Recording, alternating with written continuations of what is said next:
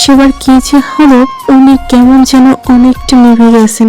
পারিবারিক আড্ডাতেও ওনাকে কেমন ছাড়া ছাড়া লাগে, যেন এখানে থেকেও তিনি এখানে নেই।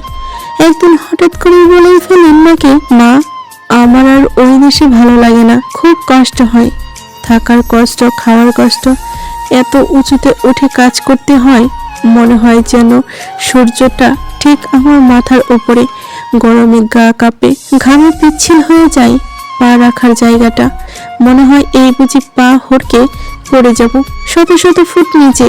আর আমার উচ্চতা জনিত ভয়ও আছে, নিচের দিকে ভুলেও চোখ গেলে মাথা ঘোরে।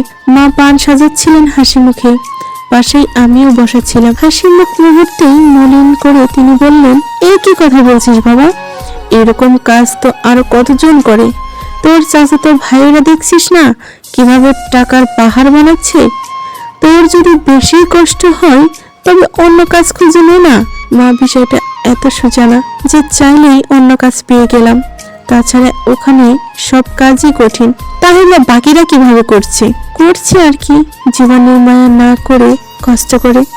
আমি তো করলাম 4টা বছর, তাই না মা? তোমাদের কথা ভেবে কষ্টগুলোকে মাটি চাপা দিয়ে দূরে পড়ে রইলাম। ইদানিং বেশি খারাপ লাগে, মাঝে মাঝে অসুস্থ হয়ে পড়ে থাকি, দেখারও কেউ নেই। ভাবছি দেশেই থেকে যাব, টুকটাক যা জমিয়েছি তা দিয়ে ছোটখাটো ব্যবসা করব, অন্তত পরিবারের কাছেই থাকতে পারবো। বাচ্চাগুলো বড় হয়ে যাচ্ছে কত দ্রুত, অথচ আমি দেখতে পাচ্ছি না। জীবনে টাকাটাই তো সব না, তাছাড়া এখন তো অনেকটাই সচ্ছলতা এসেছে, সবাই বড় হয়েছে। মায়ের জন্য মাথায় বাজ পড়লো বড় ভাইয়ের এই সমস্ত কথা শুনে। চোখ দুটো বড় করে তিনি বললেন, এইসব তোকে বড় বউ শিখিয়ে পাঠাইছে তাই না? সংসারে সবাই শান্তিতে থাকছে, সেটা ওর সহ্য হচ্ছে না। ও খালি পুরুষ মানুষকে ঘরে বসিয়ে রাখার পক্ষে। হিংসুটে কোথাকার, হিংসুক তো, খালি ওরই অধিকার আছে তোর উপরে, আমার কিংবা তোর ভাই বোনদের তো নেই। তুই ওর সেখানে বলি এনে আমাকে শোয়াচ্ছিস। তোকে নিয়ে আমি গর্ব করতাম, এখন দেখি তুই বদলে গেছিস। মা হঠাৎ করেই কাঁদতে শুরু করলো। আমি মাকে সান্ত্বনা দিতে লাগলাম, আর বড় ভাইয়া দীর্ঘশ্বাস ফেলে উঠে চলে গেলেন। এরপর ভাইয়া অবশ্য দেশে থাকেননি, আবারও বাড়ি জমিয়েছেন বিদেশে। চোখের জলে ভারী, আর বাচ্চারা ভাইকে বিদায় জানিয়েছে। মা বলেছিলেন, দেশে থেকে করবিটা কি? তোর মেজো ভাই কি ঘোড়ার ডিমের ব্যবসা করতেছে দেখতেছিস না, ওই দিয়ে কি চলে নাকি? তাছাড়া তোর এখনো বিয়ে দেওয়া হলো না, ছোট্ট ছেলে এখনো চাকরি পেল না, এখন দেশে আসলে হবে কি করে? কটা বছর আরো থাকুক না। দেখতে দেখতে বছর কেটে গেল। প্রতি মাসে বড় ভাইয়া বেশ ভালো অঙ্কের টাকাই পাঠায় মায়ের কাছে। মা সেসব খরচ করতেন 2 হাতে। যতবারই ভাইয়া দেশে আসার কথা বলতেন, ততবারই একটা সমস্যা দাঁড়িয়ে যেত, সেটা মেটালে আবার আরেকটা সমস্যা। কোনোবারই আর ভাইয়ের দেশে ফেরা হতো না পরিবারের কাছে। আমাদের টিন সেট বাড়ির বদলে ছাদ দেওয়া দালান বানানো হলো। তারপর আপার স্বামীর ব্যবসা বিরাট লস হলো। এরপর থেকে তিনি রোজ আপার সাথে খারাপ ব্যবহার করতেন, বলতেন বাপের বাড়ির থেকে টাকা এনে দে। সে টাকাও মায়ের পীড়াপীড়িত বড় ভাইয়া দিল, তবুও আপার সংসার ঠিকঠাক থাক। ছোট ভাইয়া এর মাঝে তার প্রিয় বাইক কিনলেন, বললেন চাকরি করে মাথা কুটে লাভ আছে, চাকরি একসময় ঠিক পাবো, কিন্তু এখন তো শখের সময়। আত্মীয় স্বজনরা চিরাচিরিত নিয়মের মতো প্রবাসে থাকা ছেলেটির কাছে ধরিয়ে দিতে লাগলো ফিরিস্তি, কার কি চাই সেই লিস্ট। এভাবে বছরের পর বছর কাটতে লাগলো। সবাই তো শখের জিনিসগুলো পাচ্ছে ঠিকই, কিন্তু সংসার শখ পূরণকারী মানুষটা দিন শেষে কি পাচ্ছে? একাকিত্ব ছাড়া। কম বয়সেই বড় ভাবি কেমন বুড়িয়ে গেলেন, চেহারায় অদ্ভুতভাবে বয়সের একটা ছাপ পড়ে গেল। বাচ্চারাও অতি দ্রুত বড় হতে লাগলো। সময় তো আর কারোর জন্য থেমে থাকে না, থাকলেও না। মেজো ভাইয়ার ব্যবসা ততদিনও মোটামুটি দাঁড়িয়ে গেছে। যদিও তিনি পুরো ইনকামের ফিরিস্তি মাকে দেন না, তবু আমার ধারণা সে স্বীকার করে না আদতে ভালো টাকাই কামাচ্ছে। সংসারে আগের মতোই টাকা দেয়, বাড়িতে কিছুই দেন না সে, বাড়তি কিছুই দেন না সে। বাড়তি টাকা চাইলে এক প্রকার কৈফিয়ত চাই। মা এতে রেগে যান, ছেলের কাছে মা টাকা চাবে, তার আবার কৈফিয়ত কি? মেজো ভাইয়া বলেন, এটা কৈফিয়ত না, কেবল জানতে চাওয়া। বোঝো তো, বহু কষ্টের পয়সা আমার, কাজেই আমাকে তো জানতেই হবে কোন খেতে ব্যয় করছো সেটা তুমি। মাম্মু গুমরা করে হয়তো বললেন, তোর মামার ছোট মেয়ের বিয়ে, ওকে একটা গহনা দিতে হবে। মেজো ভাইয়া তো তা শুনে নাকচ করে দেন, ওকে গয়না দেওয়ার দরকার নেই, আমরা এত কোটিপতি হয়ে যাইনি, ওকে শাড়ি দেবে, শাড়ির টাকা নাও। অথবা আবার ছেলে মেয়েদের জন্য দামি কিছু চাইলেও তিনি এমনই করেন। বলেন, এগুলো বাবার দায়িত্ব, ওদের বাবাকে পালন করতে দাও। তুমি কেন সবকিছু দিতে যাবে, বা তোমার সবকিছু দিতে হবে কেন? মা বেজায় অখুশি মেজো ভাইয়ের উপর। সবসময় আমাকে বলতেন, ওরা কালো জাদু করছে, ওই ডাইনি নেই, মা বোনের থেকে দূরত্ব সৃষ্টি করাইছে, এর জন্য পরিবারের জন্য টান নাই। মেজো ভাইয়ের সাথে সুবিধা করতে না পেরে মা পুনরায় হাত পাতেন বড় ভাইয়ের কাছে। বড় ভাই হলো মায়ের আদর্শ সন্তান, কখনোই মাকে ফেরান না, কখনো কৈফিয়ত চান না, মায়ের কথা শুনে চলেন, মাকে সবচেয়ে বেশি প্রাধান্য দেন না। মা সব সময় এটা নিয়ে গর্ব করেন।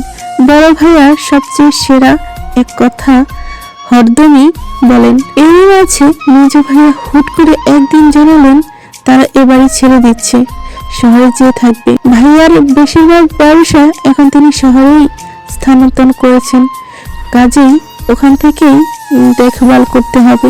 মা ভীষণকে বললেন, শহরে থাকলে যদি বেশি আয় হতো তো শহরে থাকবি, সমস্যা কি? কিন্তু মেজো ভাইয়া জানালো সে একা নয়, মেজো ভাবি এবং বাবুও তার সাথেই থাকবে। এটা শুনে মা খেপলেন, বললেন, ওরা ভাড়া বাসায় যেয়ে থাকার দরকার কি বাপ, ওরা এখানে থাকুক, বাচ্চাটা দাদির আদরের দরকার নেই। তোর বউ শহরে থেকে কি করবে, গ্রামে সবার সাথে মিলেমিশে থাকবে, এটা ভালো না? মেজো ভাবি একবার জবাব দিলেন, বললেন, মা বাবুকে স্কুলে ভর্তি করাতে হবে, চাইছি ওকে ছোট থেকে ভালো স্কুলে পড়াতে। বুঝেনি তো আজকালকার যুগে তাল মেলানো একটু কঠিন, বাচ্চাদের একটু বেশি অ্যাডভান্স হতে হয়। তাছাড়া আপনার ছেলে ওখানে একলা কি করে থাকবে, পুরুষ মানুষ, ওর তো কিছু দরকার আছে, ও কি রান্না বান্না করতে পারবে? সারাদিন কাজ করে বাসায় ফিরে যদি আবার সব নিজেকে করতে হয়, বেচারার তো অনেক কষ্ট হয়ে যাবে। আমি না থাকলে ওর খেয়াল রাখবে কে? মা বিরক্ত হয়ে বললেন, থাক, তোমাকে আর পাঁচালি পড়তে হবে না, তুমি যে নিজের আরামের জন্য যেতে চাও সে কথা আমি জানি। তুমি তো শয়তানি করে ওর মাথায় এসব ঢোকাইছো, নিজের একলার সংসার করবা, এটাই তোমার মতলব। এটা যদি মতলব হয়ে থাকে সেটা কি দোষের কিছু না? নিজের সংসার করার বয়স কি আমাদের হয়নি? সবাই তো চায় নিজের মনের মতো একটি সংসার সাজাতে, যেখানে ভুল ধরার মতো কেউ থাকবে না, কথায় কথায় খোঁটা দেওয়ার মতো কেউ থাকবে না, গালি বকুনি এসব শুনতে হবে না, ভয়ে ভয়ে থাকতে হবে না। সে যাই হোক, আমার সংসারে আপনার জন্য সব সময় সাদর আমন্ত্রণ রইল, ইচ্ছা হলে চলে আসবেন। আপনার ছেলে বৌমা নাতির বাসা বলে কথা, ওরকম গিঞ্জি শহরে আমি যাই না। আমার বড় ছেলে আমাকে সুন্দর বিল্ডিং বানিয়ে দিয়েছে, আমি এখানেই আরামে আছি। তোমার স্বামীর মতো বেয়াদব ছেলের আমার দরকার নেই, যে খালি বউর কথায় নাচে। দেখুন মা, আপনি ভুল ভাবছেন। চুপ করো, আমাকে জ্ঞান দিও না তো। মাকে বোঝানোর বৃথা চেষ্টা আর ওরা করলেও না, একদিন চলেই গেল বাড়ি ছেড়ে। মা ওদের কিছু নিতে দিলেন না, না একটা মশারি, না একটা চামচ, কিচ্ছু না। তিনি বললেন, আলাদা সংসার পাতবে পাতুক, আমি একটা জিনিসও দেব না। তবে না দিলেও তাদের আলাদা সংসার তো আর থেমে থাকলো না, বেশ সুন্দর সিমসাম করে সাজিয়ে ফেললো তারা। আমি একদিন গিয়ে দেখে এসেছিলাম, কি সুন্দর গোছানো সিমসাম, দেখলেই চোখ যেন জুড়িয়ে যায়। মেজো ভাবি 2 সপ্তাহ পর পরই বাবুকে নিয়ে আমাদের এখানে আসতেন আমাদের দেখতে। মা যদি আর মুখ ঘুরিয়ে রাখতো তবে বড় ভাবি খুব খুশি হতেন। মেজো ভাবি আফসোস করতেন অনেক, বলতেন, ভাবি আপনার এই কি হাল হচ্ছে দিন দিন, আপনি এমন কেন হয়ে যাচ্ছেন? এবার আপনি জোর করে ভাইয়াকে ফিরতে বলেন, নিজের পক্ষে নিজেকেই কথা বলতে হয়, কেউ আপনার দুঃখ বুঝবে না। আর ভাইয়া তো অনেক খাটলো কুলির বেলাত, আর কত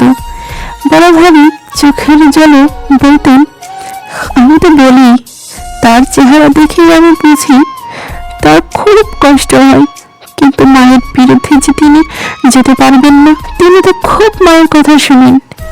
মায়ের কথা শোনার নামে নিজের জীবন বিসর্জন দিতে হবে, নিজের স্ত্রী সন্তানের হক আদায় করতে হবে না, কেবল মায়ের কথা ভাবলেই হবে। বড়বাবুকে এমনি একদিন নিজেভাবে বোঝাচ্ছিলেন, আর সেই সমস্ত আড়াল থেকে শুনে ফেলেন মা স্বয়ং। শুনে তো তার মাথায় রক্ত উঠে যায়। তিনি শুরু করে দেন প্রবল চিৎকার চেঁচামেচি। তেড়ে গিয়ে মেজবাবুকে মারতে উদ্যত হন। মেজবাবু বড়ভাবের মাথা খাচ্ছে, আর এসব শুনে শুনে বড়ভাবে ভাইয়াকে দেশে আসার প্রবচনা দিচ্ছে। দেশে আছেটা কি? দেশে এসে কি লাভ? বড়ভাবে প্রচন্ড ভয় পেয়ে যান। তিনি কেঁদে কেটে ক্ষমা চাইতে থাকেন। তবে মা হুকুম জারি করে দেন, এই বাড়িতে আর মেজবাবু পা রাখতে পারবেন না। মেজবাবু এ বাড়িতে আসলে তিনি গলায় ফাঁস নেবেন। তার তিল তিল করে করার সংসার ধ্বংসের মূল হোতা মেজবাবু। সেদিন চরম ভাবে অপদস্থ হয়ে বাচ্চাকে নিয়ে মেজবাবু বেরিয়ে যান এ বাড়ি ছেড়ে। এরপর মা আরেক দফায় কথা শুনে বড়ভাইকে। শেষে বড় ভাইয়াকে ফোন করে কাঁদতে কাঁদতে বিচার দেন, কিভাবে তার বিরুদ্ধে ষড়যন্ত্র হচ্ছে সেসব বলেন। বলা বাহুল্য, মায়ের কান্নাকাটি শুনে বড় ভাইয়া পুনরায় ভাবিকে কথা শুনিয়েছেন। এইভাবে কোনো আনন্দ কিংবা সুখের দোলা ছাড়াই কাটছিল আমাদের আটপৌরের সংসার। তবে আনন্দ যে একদমই ছিল না তা নয়, আবার বাচ্চাদের নিয়ে আসলে খুব আনন্দ হতো। মা হাসতেন মন খুলে, তবে বড় বাবুর চেহারা মলিন হয়ে যেত। কেননা মায়ের সাথে তখন আপাও সমান তালে তাকে কথা শোনাতো। একদিন আবার বাড়িতে আসে, এমন সময় ছোট ভাইয়া ফিরল ঢাকা থেকে। আমরা সকলে তো তাকে দেখে খুশি হয়ে গেলাম। মা একদম তার সবচেয়ে আদরের ছেলেকে দেখে হইচই শুরু করে দিলেন। ছোট ভাইয়া জানালো, দুটো সংবাদ আছে, একটা আমাদের খুব ভালো লাগবে আর একটা খারাপ লাগবে। মা ডুব গেলে বললেন, খারাপ লাগবে কেন? কি করেছিস তুই?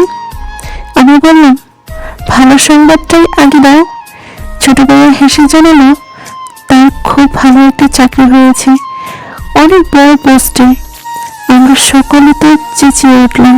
এটা একদমই অকল্পনীয় ছিল। ভাইয়া যে শেষমেশ চাকরি পাবে কিংবা করবে আমরা তো ভাবিনি। মা তো আনন্দে অশ্রু বিসর্জন শুরু করে দিলেন। খানিকক্ষণ বাদে দ্বিতীয় সংবাদটা জানতে চাইলেন। তখন ছোট ভাইয়া জানালো, সে 1 মাস আগে বিয়ে করেছে।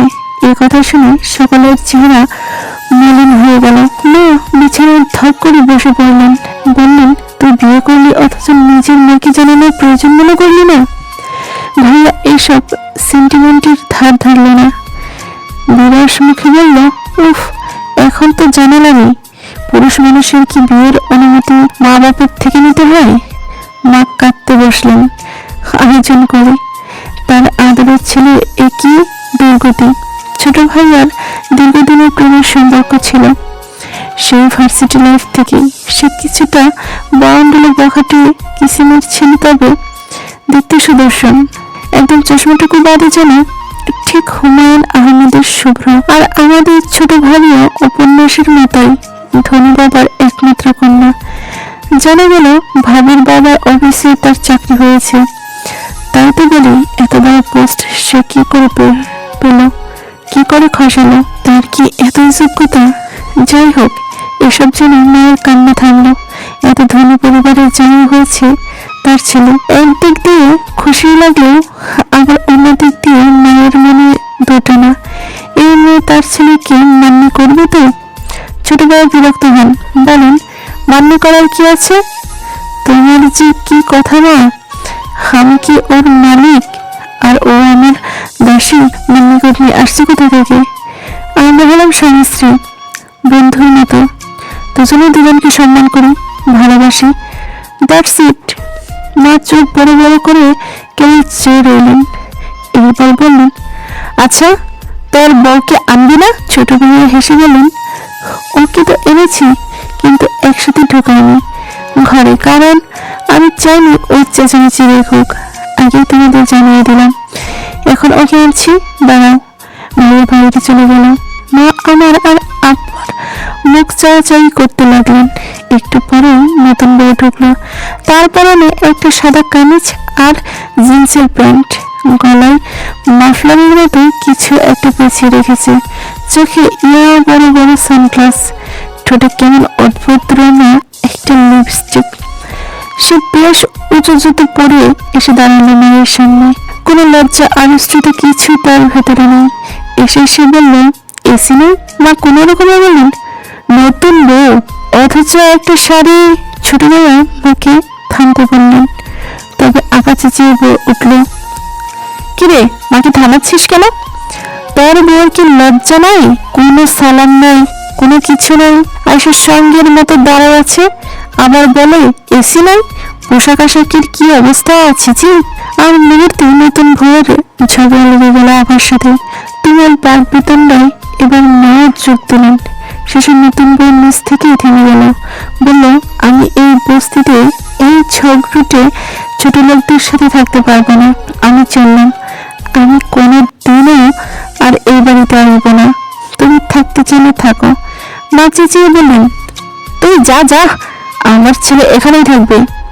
কিন্তু মাকে অবাক করে দিয়ে ভাইয়া চলে গেল নিজের বউর সাথে। মা কথায় রাগ করবেন তা না, উল্টো ছোট ভাইয়াই রাগ ছাড়েন ফোন করলে মাকে কথা শোনানো। মা শুধু মন খারাপ করেন আর একটা কথা মুখস্থ আওড়ান, এই বড় লোক ডানি আমার ছেলের মাথা খাইছে রে। ছোট ভাইয়া যদিও তার বউর কোনো দোষ দেখে না, উল্টো তিনি বলেন, মা আর আবার প্রথম দিনের এমন ব্যবহার দেখে তার বউ ভরকে গেছে, আর এমন ছুটুনিকিপনা করার পরেও সে আবার বাড়ি আসবে তা হতেই পারে না। তার বউর অসম্মান মানে তারও অসম্মান। মা এসব শুনে দাঁতে দাঁত চেপে বললেন, শ্বশুরের টাকায় কেনা গোলাম হয়ে গেছে, তবে গোলাম হোক আর যাই হোক, ছোট ভাইয়া কিন্তু বেশ সুখে দিনে পিতা করতে লাগলো। নানান দেশ বিদেশে তারা দুজন ট্যুর দিচ্ছে, আলিশান ফ্ল্যাটে থাকছে। ফেসবুক ভর্তি শুধু ছোট ভাইয়া আর ভাবের পোস্ট। মা সেসব দেখেন আর ছিছি রব তোলেন। সব দোষ তিনি দেন আর ছোট ভাবিকে। তার ছেলের মাথা এই নিয়েই তো খেয়েছে। তবে মেজ ভাইয়া আর ছোট ভাইয়া তো যার যার সংসারে বেশ থিতু হয়েই গেলেন, একমাত্র বড় ভাইয়া বাদে।